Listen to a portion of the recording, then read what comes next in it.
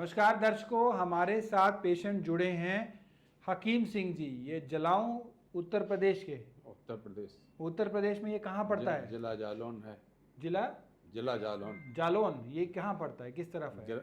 ये कोंच तहसील में है, गांव पिंडारी है हमारा। अच्छा, ये उधर ईस्टर्न यूपी में पड़ता है, वाराणसी के पास? नहीं नहीं नहीं, यहाँ पड़ता है झांसी के से लगा। झांसी से लगता है, ठीक है।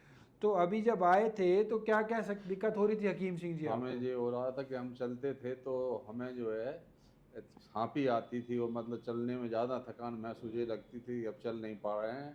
और चलते चलते जो बैठने की वो होती थी, बैठ जाएं, और थकान ज़्यादा होती थी, और कोई काम करने में ताकत नहीं रहती थी शरीर में।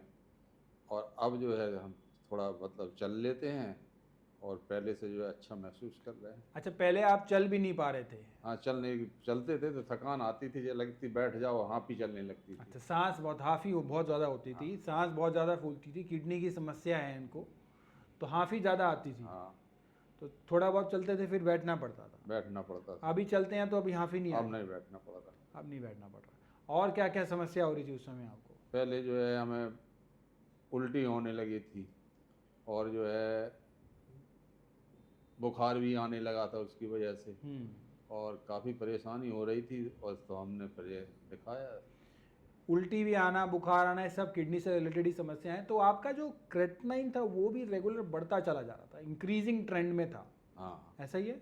हमने पहली बार जब दिखाया तो हमारा 11 किलो लगभग आया था।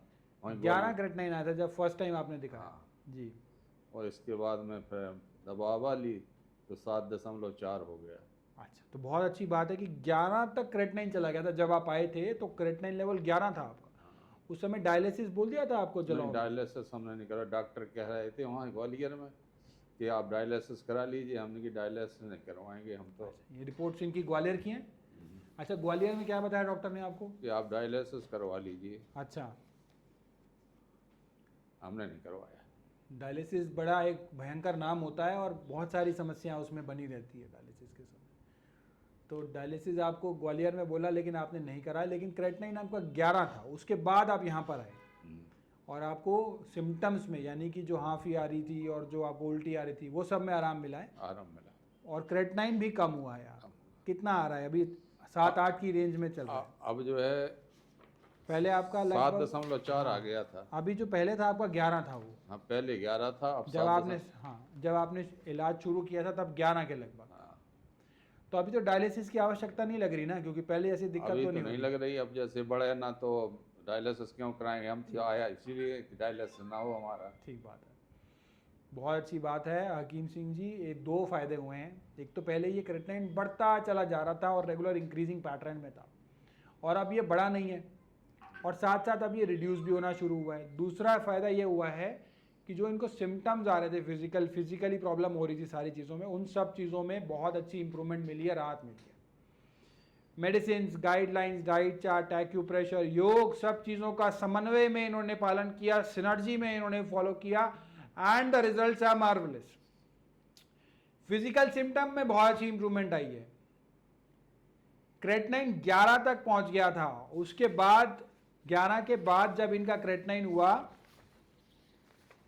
वो एक और बार इन्होंने कराया, 11 के बाद हुआ ये 9.5, ये 7 DL लैब से कराया इन्होंने।